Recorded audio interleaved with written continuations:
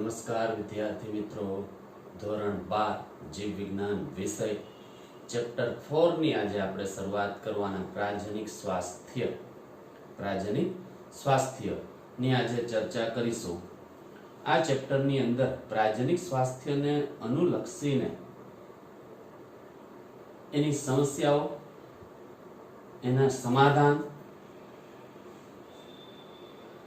એ સિવાય વસ્તી વધારો, વસ્તી વિસ્ફોટ, જન્મદર નિયંત્રણની પદ્ધતિઓ, જાતીય સંક્રમિત રોગો અને અફળદ્રુપતા ઇનફર્ટિલિટી આ ચેપ્ટરના મેઇન ટોપિક આપણે ભણીશું। એમાંથી સૌપ્રથમ આપણે શરૂઆત કરીએ પ્રાજનિક સ્વાસ્થ્ય નું ઇન્ટ્રોડક્શન થી। ઇન્ટ્રોડક્શન પ્રસ્તાવના જે આપેલી છે એમાંથી એક પ્રશ્ન પૂછાઈ શકે, પ્રાજનિક સ્વાસ્થ્ય એટલે શું? ત્યાંથી આપણે શરૂઆત કરીએ વિદ્યાર્થી મિત્રો।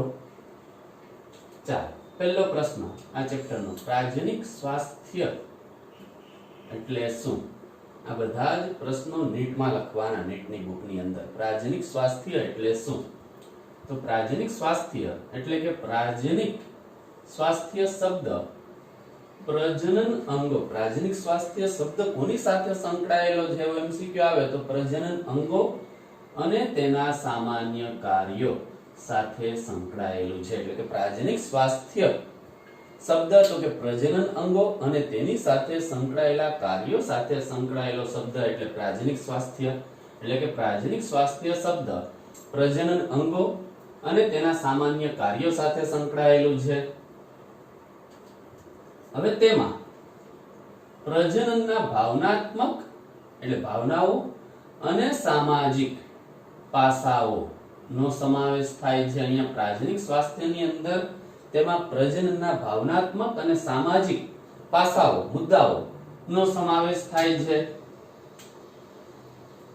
વિશ્વ સ્વાસ્થ્ય સંસ્થા WHO, પૂરું નામ યાદ રાખવાનું, ગુજરાતીમાં વિશ્વ સ્વાસ્થ્ય સંસ્થા WHO, W એટલે વર્લ્ડ, H એટલે હેલ્થ, O એટલે organisation, WHO world health organisation પ્રમાણે પ્રાજનિક સ્વાસ્થ્ય એટલે કે પ્રજનનના બધા જ પાસાઓ જેવા કે શારીરિક, લાગણી પ્રધાન, વર્તણૂક સંબંધિત અને સામાજિક, આ પ્રાજનિક સ્વાસ્થ્યની વ્યાખ્યા થઈ ગઈ। આ એક વ્યાખ્યા થઈ ગઈ કે પ્રાજનિક સ્વાસ્થ્ય એટલે શું? તો કે પ્રજનનના બધા જ પાસા જેવા કે શારીરિક, લાગણી પ્રધાન, વર્તણૂક સંબંધિત અને સામાજિક, તેને પ્રાજનિક સ્વાસ્થ્ય કહે છે। એ પાસાઓ એમાં સંકળાયેલા હોય તો બીજી રીતના વ્યાખ્યા આપી હોય તો સમાજની વ્યક્તિઓ પ્રજનનની દ્રષ્ટિએ શારીરિક, સમાજની વ્યક્તિઓ પ્રજનનની દ્રષ્ટિએ શારીરિક અને ક્રિયાત્મક બાબતે સામાન્ય પ્રજનન અંગો અને લાગણીઓ અને વર્તણૂકની પારસ્પરિક અસરો ધરાવે તેને પ્રાજનિક સ્વાસ્થ્ય કહે છે। સમાજની વ્યક્તિઓ પ્રજનનની દ્રષ્ટિએ શારીરિક અને ક્રિયાત્મક બાબતે સામાન્ય પ્રજનન અંગો અને લાગણી અને વર્તણૂકની પારસ્પરિક અસરો ધરાવે તેને પ્રાજનિક સ્વાસ્થ્ય કહે છે। અહીંયા સુધી આ પ્રશ્ન લખવાનો, પ્રાજનિક સ્વાસ્થ્યની બે વ્યાખ્યાઓ લખવાની વિદ્યાર્થી મિત્રો। પહેલી, WHO પ્રમાણે, વિશ્વ સ્વાસ્થ્ય સંસ્થા વર્લ્ડ હેલ્થ ઓર્ગેનાઇઝેશન પ્રમાણે પ્રાજનિક સ્વાસ્થ્ય એટલે શું? એવી વ્યાખ્યા પૂછે તો આ જ લખવાની, પ્રજનનના બધા જ પાસા જેવા કે શારીરિક, લાગણી પ્રધાન, વર્તણૂક સંબંધિત અને સામાજિક, એ પાસાઓ એમાં સંકળાયેલા હોય તો એને પ્રાજનિક સ્વાસ્થ્ય તરીકે WHO એ વ્યાખ્યાયિત કરેલું છે।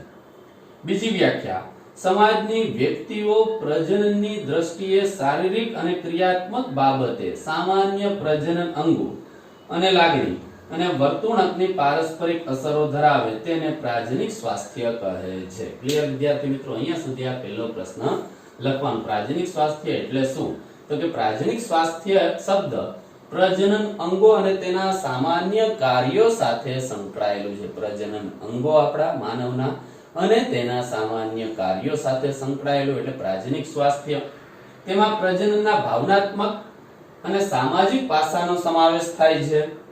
વિશ્વ સ્વાસ્થ્ય સંસ્થા WHO વર્લ્ડ હેલ્થ ઓર્ગેનાઇઝેશન પ્રમાણે પ્રાજનિક સ્વાસ્થ્ય એટલે પ્રજનનના બધા જ પાસા જેવા કે શારીરિક, લાગણી પ્રધાન, વર્તણૂક સંબંધિત અને સામાજિક. હવે બીજી વ્યાખ્યા, સમાજની વ્યક્તિઓ પ્રજનનની દ્રષ્ટિએ શારીરિક અને ક્રિયાત્મક બાબતે સામાન્ય પ્રજનન અંગો અને લાગણી અને વર્તણૂકની પારસ્પરિક અસરો ધરાવે તેને પ્રાજનિક સ્વાસ્થ્ય કહે છે. ચાલો ક્લિયર આ પહેલો પ્રશ્ન. ચાલો ત્યાર પછી બીજો પ્રશ્ન, કુટુંબ નિયોજન એટલે શું? કુટુંબ નિયોજન એટલે શું? 2 માર્કમાં પૂછી નાખે. ચાલો, ભારત એ આ ખાસ યાદ રાખજો MCQ માં વિશ્વનો પ્રથમ દેશ છે.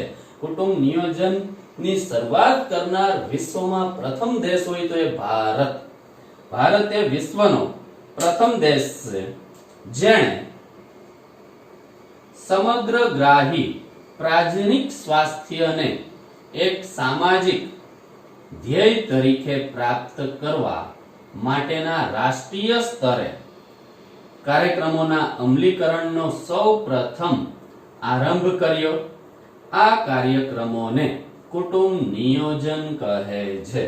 ભારત એ વિશ્વનો પ્રથમ દેશ છે જેણે સમગ્રગ્રાહી પ્રાજનિક સ્વાસ્થ્યને એક સામાજિક ધ્યેય તરીકે પ્રાપ્ત કરવા માટેના રાષ્ટ્રીય સ્તરે કાર્યક્રમના અમલીકરણનો સૌપ્રથમ આરંભ કર્યો. આ કાર્યક્રમોને કુટુંબ નિયોજન કહે છે. જેનો પ્રારંભ આ MCQ ખાસ યાદ રાખજો. જેનો પ્રારંભ 1951 માં કુટુંબ નિયોજનની શરૂઆત કરનાર ભારત વિશ્વનો પ્રથમ દેશ અને કયા વર્ષની અંદર તો કે 1951 માં થયો અને છેલ્લા દાયકાઓમાં તેની સમયાંતરે સમીક્ષા કરવામાં આવતી રહે. છેલ્લા દાયકાઓમાં તેની સમયાંતરે સમીક્ષાઓ પણ કરવામાં આવતી રહી છે. ક્લિયર વિદ્યાર્થી મિત્રો? અહીંયા સુધી આપણે આ ટોપિક પૂછાય કુટુંબ નિયોજન વ્યાખ્યા તો અહીંયા સુધી લખવાનું. 2 યાદ રાખવાનું, સમગ્ર વિશ્વમાં પ્રથમ દેશ ભારત કુટુંબ નિયોજનની શરૂઆત કરનાર. કયા વર્ષની અંદર શરૂઆત કરી તો યાદ રાખવાનું 1951 ની અંદર સૌપ્રથમ શરૂઆત કુટુંબ નિયોજનની ભારતે કરેલી. કુટુંબ નિયોજન એટલે ભારતે વિશ્વનો પ્રથમ દેશ છે જેણે સમગ્રગ્રાહી પ્રાજનિક સ્વાસ્થ્યને એક સામાજિક ધ્યેય તરીકે પ્રાપ્ત કરવા માટેના રાષ્ટ્રીય સ્તરે કાર્યક્રમનો અમલીકરણનો સૌપ્રથમ આરંભ કર્યો. આ કાર્યક્રમને શું કહેવામાં આવે તો કે કુટુંબ નિયોજન, અને જેનો પ્રારંભ શરૂઆત 1951 માં થઈ અને છેલ્લા દાયકાઓમાં સમયાંતરે તેની સમીક્ષા પણ કરવામાં આવતી રહી છે. ક્લિયર વિદ્યાર્થી મિત્રો? ચાલો હવે 4.1 પ્રાજનિક સ્વાસ્થ્ય સંબંધિત સમસ્યા વ્યૂહાત્મક આયોજન વિશે ચર્ચા કરો. પ્રશ્ન 3 અથવા પ્રાજનિક અને બાળ સ્વાસ્થ્ય સંભાળ વિશે માહિતી આપો. ચાલો ક્વેશ્ચન 3 પ્રાજનિક સ્વાસ્થ્ય સંબંધિત સમસ્યાઓ અને વ્યૂહાત્મક આયોજન વિશે ચર્ચા કરો અથવા પ્રાજનિક અને બાળ સ્વાસ્થ્ય સંભાળ RCH વિશે માહિતી આપો. ચાલો તો એમાં સુધારેલ કાર્યક્રમોમાં વધુ પ્રજનન, જે કુટુંબ નિયોજન કાર્યક્રમ 1951 શરૂઆત થયેલી, એમાં સુધારો કરીને વધુ પ્રજનન સંબંધિત ક્ષેત્રોને સાંકળીને વર્તમાન સમયે કાર્યરત કરવામાં આવ્યા તેને પ્રાજનિક અને બાળ સ્વાસ્થ્ય સંભાળ RCH કાર્યક્રમના પ્રચલિત નામે ઓળખવામાં આવે છે. આ વ્યાખ્યા પણ યાદ રાખવાની. RCH પ્રાજનિક અને બાળ સ્વાસ્થ્ય સંભાળ તો કે સુધારેલ કાર્યક્રમોમાં વધુ પ્રજનન સંબંધિત ક્ષેત્રોને સાંકળીને વર્તમાન સમયે કાર્યરત કરવામાં આવ્યા તેને પ્રાજનિક અને બાળ સ્વાસ્થ્ય સંભાળ RCH કાર્યક્રમના પ્રચલિત નામે ઓળખવામાં આવે છે. હવે લોકોમાં વિવિધ પ્રજનન સંબંધિત બાબતો એ વિવિધ પ્રજનન સંબંધિત બાબતોએ જાગૃતતા લાવવી અને સવલતો પૂરી પાડવી, ફેસિલિટી પૂરી પાડવી અને સમાજમાં પ્રાજનિક સ્વાસ્થ્ય ઊભું કરવા મદદ કરવી એ આ કાર્યક્રમોની પ્રધાન જવાબદારીઓ છે. લોકોમાં વિવિધ પ્રજનન સંબંધિત બાબતોએ જાગૃતતા લાવવી અને સવલતો પૂરી પાડવી, ફેસિલિટી દરેક વ્યક્તિ સુધી પૂરી પાડવી અને સમાજમાં પ્રાજનિક સ્વાસ્થ્ય ઊભું કરવા મદદ કરવી એ આ કાર્યક્રમોની પ્રધાન જવાબદારીઓ છે, મુખ્ય જવાબદારીઓ છે. શ્રાવ્ય, દ્રશ્ય અને સમાચાર પત્રોના માધ્યમથી, ટીવી માધ્યમથી, સમાચાર માધ્યમથી, રેડિયો માધ્યમથી મદદથી સરકારી અને બિન સરકારી સંસ્થાઓ વ્યક્તિઓમાં પ્રાજનિક સ્વાસ્થ્યને લગતી જાગૃતિ પેદા કરવા વિવિધ પગલાં લે છે. એટલે શ્રાવ્ય, દ્રશ્ય અને સમાચાર પત્રોના માધ્યમથી મદદથી સરકારી અને બિન સરકારી સંસ્થાઓ વ્યક્તિઓમાં પ્રાજનિક સ્વાસ્થ્યને લગતી જાગૃતિ પેદા કરવા વિવિધ પગલાઓ લે છે. અને માતા પિતા, અન્ય નજીકના સંબંધીઓ, શિક્ષકો અને મિત્રો પણ ઉપયુક્ત માહિતીને ફેલાવવામાં મોટો ફાળો આપે છે. પ્રાજનિક સ્વાસ્થ્ય સંબંધિત જેટલી પણ સમસ્યાઓ છે તેના ઉકેલ માટે માતા પિતા, અન્ય નજીકના સંબંધીઓ, શિક્ષકો, મિત્રો પણ ઉપયુક્ત માહિતીને ફેલાવવામાં મોટો ફાળો આપે છે. હજી આ પ્રશ્ન આપણે કન્ટિન્યુ કરશું. આ ચાર મુદ્દા ફરીથી જોઈ લઈએ. પ્રાજનિક અને બાળ સ્વાસ્થ્ય સંભાળ વિશે માહિતી. તો સુધારેલ કાર્યક્રમોમાં વધુ પ્રજનન સંબંધિત ક્ષેત્રોને સાંકળીને વર્તમાન સમયે કાર્યરત કરવામાં આવ્યા તેને પ્રાજનિક અને બાળ સ્વાસ્થ્ય સંભાળ RCH કાર્યક્રમના પ્રચલિત નામે ઓળખવામાં આવે.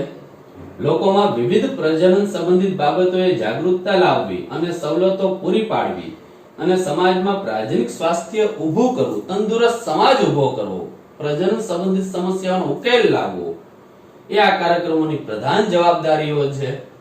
શ્રાવ્ય, દ્રશ્ય અને સમાચાર પત્રોના માધ્યમની મદદથી સરકારી અને બિન સરકારી સંસ્થાઓ વ્યક્તિઓમાં પ્રાજનિક સ્વાસ્થ્યને લગતી જાગૃતિ પેદા કરવા વિવિધ પગલાં લે છે. માતા પિતા, અન્ય નજીકના સંબંધીઓ, શિક્ષકો અને મિત્રો પણ ઉપયુક્ત માહિતીને ફેલાવવામાં મોટો ફાળો આપે છે. ક્લિયર વિદ્યાર્થી મિત્રો? આનો એક સ્ક્રીનશોટ લઈ લેજો.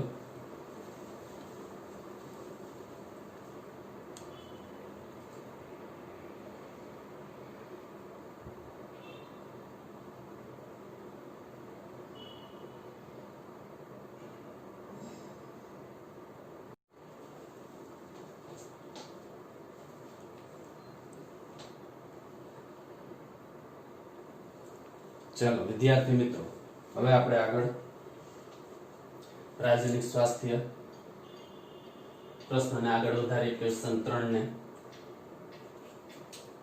તો શાળાઓમાં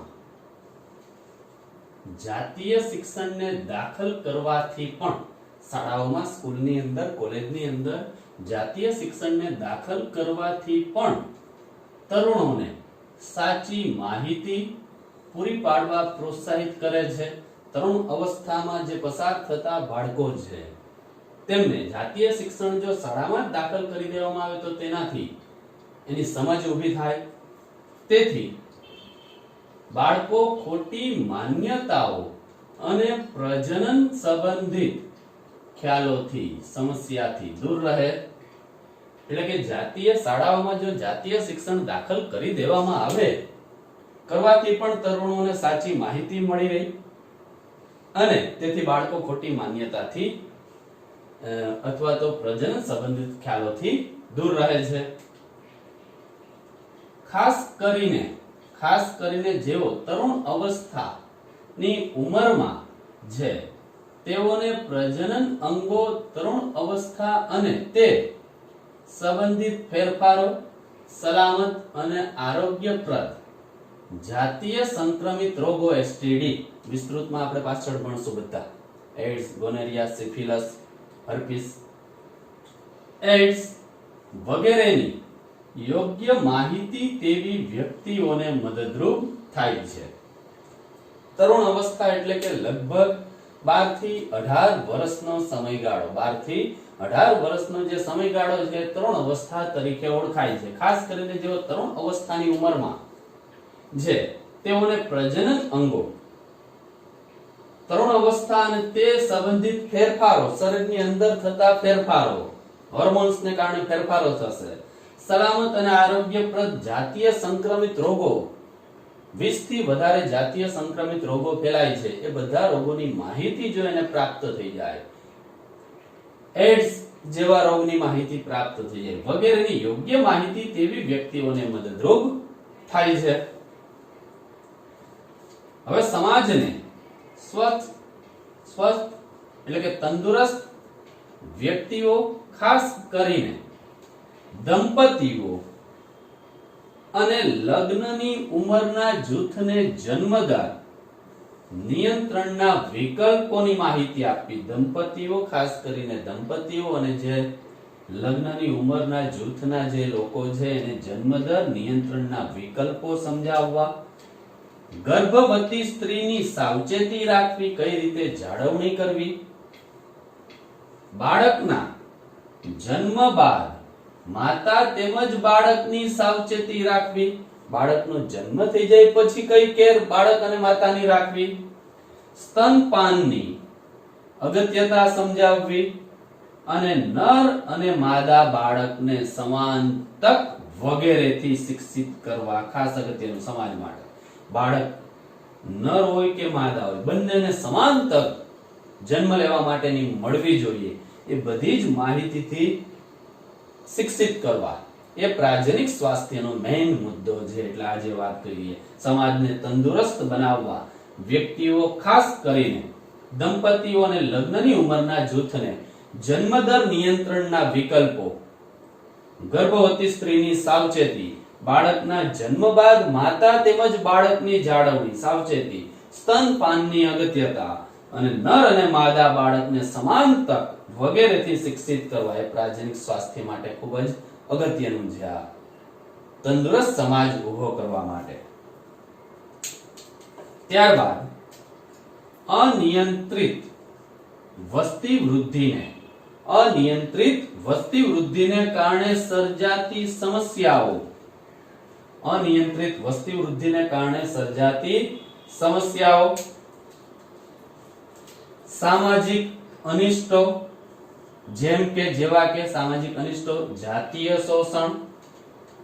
શોષણ થાય અને જાતીય સંબંધિત ગુનાઓને વગેરેને અટકાવવા અંગેની જાગૃતિ તેમજ તેના સામે યોગ્ય પગલાં લેવા જરૂરી છે અને તેના દ્વારા સામાજિક જવાબદારી વાળો અને તંદુરસ્ત સમાજ ઉભો થાય છે.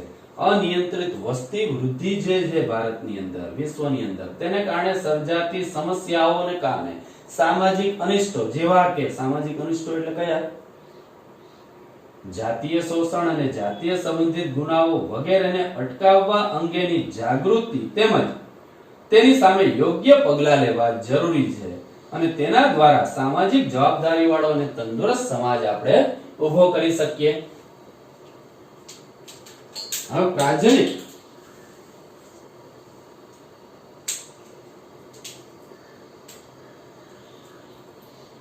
પ્રાજનિક સ્વાસ્થ્યના વિવિધ કાર્યક્રમોનું સફળતાપૂર્વક અમલીકરણ કરવા મજબૂત આંતરિક સવલતો, વ્યાવસાયિક નિષ્ણાંતોની અને સાધન સામગ્રીની પણ જરૂર છે. આપણે પ્રાજનિક સ્વાસ્થ્ય સમાજ તંદુરસ્ત બનાવવો હોય, વિવિધ કાર્યક્રમોનું સફળતાપૂર્વક અમલીકરણ કરવું હોય તો એના માટે આંતરિક સવલતો, જરૂરિયાતો આપણી, એના એક્સપર્ટ, વ્યાવસાયિક નિષ્ણાંતો અને સાધન સામગ્રીની જરૂર છે. હવે પ્રજનન સંબંધિત સમસ્યાઓ જેવી કે ગર્ભધારણ, પ્રસૂતિ, એસટીડી રોગો, ગર્ભપાત, ગર્ભ નિરોધ, ઋતુસ્રાવ સમસ્યાઓ, અફળદ્રુપતા, ઇનફર્ટિલિટી, ઇનફર્ટિલિટી વગેરેમાં વ્યક્તિઓને ડોક્ટરની મદદ અને સંભાળની જરૂરિયાત રહે છે. પ્રજનન સંબંધિત સમસ્યાઓ કયા યાદ રાખવાની, જે બધી જ આપણે ભણવાના. ગર્ભધારણ, પ્રસૂતિ, એસટીડી રોગો, ગર્ભપાત, ગર્ભ નિરોધ, ઋતુસ્રાવ સમસ્યા અને અફળદ્રુપતા વગેરે વ્યક્તિઓને ડોક્ટરી મદદ અને સંભાળની જરૂરિયાત રહે છે. હવે સારી પદ્ધતિઓ અને નવી વ્યૂહરચનાઓના અમલીકરણ માટે સમયાંતરે વધુ કાર્યક્ષમ સંભાળ અને વ્યક્તિઓને મદદ કરવી જરૂરી છે. સારી પદ્ધતિઓ અને નવી વ્યૂહરચના ટેકનિકો ના અમલીકરણ માટે સમયાંતરે વધુ કાર્યક્ષમ સંભાળ અને વ્યક્તિઓને મદદ કરવી જરૂરી છે. સરકારી અને બિન સરકારી સંસ્થાઓ NGO પ્રજનન સંબંધિત ક્ષેત્રોમાં સંશોધન પ્રોત્સાહિત કરી અને વ્યક્તિઓને મદદ કરવામાં આવે છે. સરકારી અને બિન સરકારી સંસ્થાઓ દ્વારા પ્રજનન સંબંધિત ક્ષેત્રોમાં સંશોધન પ્રોત્સાહિત કરી વ્યક્તિઓને મદદ કરવામાં આવે છે. હવે પ્રાજનિક સ્વાસ્થ્ય માટેની વિવિધ કાર્યક્રમોને સફળ બનાવવા માટે સુવિધાઓ, પ્રોફેશનલ એક્સપર્ટ તેમજ વિવિધ જરૂરી ચીજ વસ્તુઓ હોવી જરૂરી છે. પ્રાજનિક સ્વાસ્થ્ય માટે વિવિધ કાર્યક્રમોને સફળ બનાવવા માટે સુવિધાઓ હોવી જરૂરી, પ્રોફેશનલ એક્સપર્ટ હોવા જરૂરી તેમજ વિવિધ જરૂરી ચીજ વસ્તુઓ હોવી જરૂરી છે.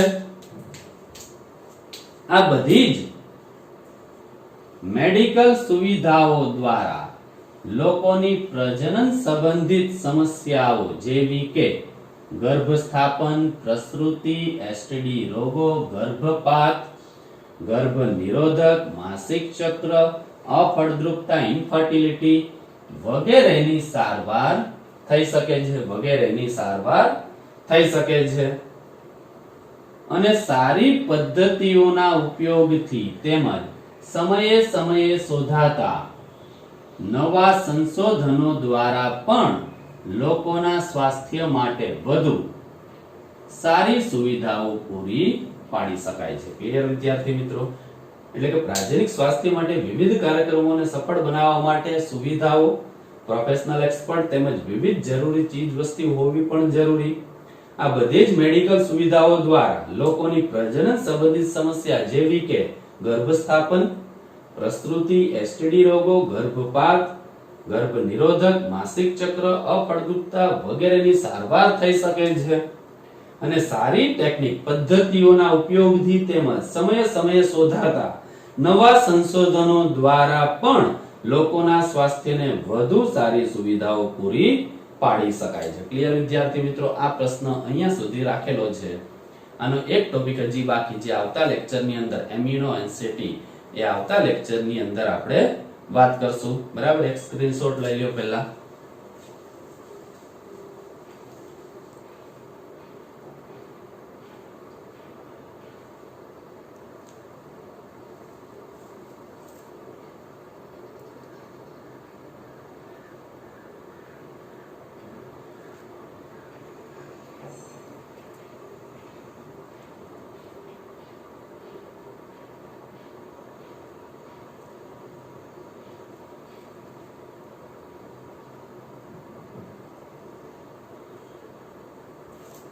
ચાલો સ્ક્રીનશોટ લઈ લીધો વિદ્યાર્થી મિત્રો. અહીંયા ફરીથી ઝડપથી એકવાર રિવિઝન. શાળાઓમાં જાતીય શિક્ષણ દાખલ કરવાથી પણ તરુણોને સાચી માહિતી પૂરી પાડી પ્રોત્સાહિત કરી શકીએ. તેથી બાળકો ખોટી માન્યતાઓ અને પ્રજનન સંબંધિત ખ્યાલોથી દૂર રહે.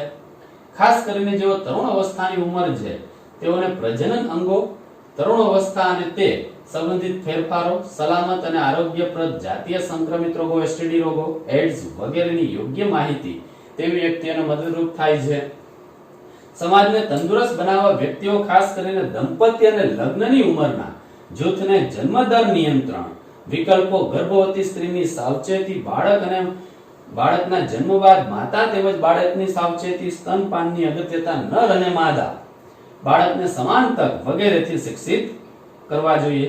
અનિયંત્રિત વસ્તી વૃદ્ધિને કારણે સર્જાતી સમસ્યાઓ, સામાજિક અનિષ્ટો જેવા કે જાતીય શોષણ, જાતીય સંબંધિત ગુનાને વગેરેને અટકાવવા અંગેની જાગૃતિ તેમજ તેની સામે યોગ્ય પગલાં લેવા પણ જરૂરી છે અને તેના દ્વારા સામાજિક જવાબદારી વાળો આપણે તંદુરસ્ત સમાજ ઊભો થઈ શકે. પ્રાજનિક સ્વાસ્થ્યના વિવિધ કાર્યક્રમોને સફળતાપૂર્વક અમલીકરણ કરવા માટે આંતરિક સવલતો, વ્યાવસાયિક નિષ્ણાંતોની અને સાધન સામગ્રીની જરૂરિયાત છે. પ્રજનન સંબંધિત સમસ્યાઓ જેવી કે ગર્ભધારણ, પ્રસૂતિ, એસટીડી, ગર્ભપાત, ગર્ભ નિરોધ, ઋતુસ્રાવ સમસ્યા, અફળદ્રુપતા વગેરેમાં વ્યક્તિઓને દાક્તરી મદદ અને સંભાળની જરૂરિયાત રહે છે. સારી પદ્ધતિઓ અને નવી વ્યૂહરચનાઓના અમલીકરણ માટે સમયાંતરે વધુ કાર્યક્ષમ સંભાળ અને વ્યક્તિઓને મદદ કરવી જરૂરી. સરકારી અને બિન સરકારી સંસ્થાઓ દ્વારા પ્રજનન સંબંધિત ક્ષેત્રોમાં સંશોધન પ્રોત્સાહિત કરી અને વ્યક્તિઓને મદદ કરવામાં આવે છે. પ્રાજનિક સ્વાસ્થ્ય માટેની વિવિધ કાર્યક્રમો સફળ બનાવવા માટે સુવિધાઓ, પ્રોફેશનલ એક્સપર્ટ તેમજ વિવિધ જરૂરી ચીજ વસ્તુઓ પણ હોવી જરૂરી. આ બધી જ મેડિકલ સુવિધાઓ દ્વારા લોકોની પ્રજનન સંબંધિત સમસ્યા જેવી કે ગર્ભસ્થાપન, પ્રસૂતિ, એસટીડી, ગર્ભપાત, ગર્ભ નિરોધક, માસિક ચક્ર, અફળદ્રુપતા વગેરેની સારવાર થઈ શકે અને સારી પદ્ધતિઓના ઉપયોગથી તેમજ સમયે સમયે શોધાતા નવા સંશોધનો દ્વારા પણ લોકોના સ્વાસ્થ્ય માટે વધુ સારી સુવિધાઓ પૂરી પાડી શકાય છે. ક્લિયર વિદ્યાર્થી મિત્રો? અહીંયા સુધી આપણે આ ક્વેશ્ચન 3 ની વાત કરેલી છે અને આ ખાસ નીટની બુકની અંદર લખવાની આખી થિયરી આજે જે ચાલેલી છે. નમસ્કાર.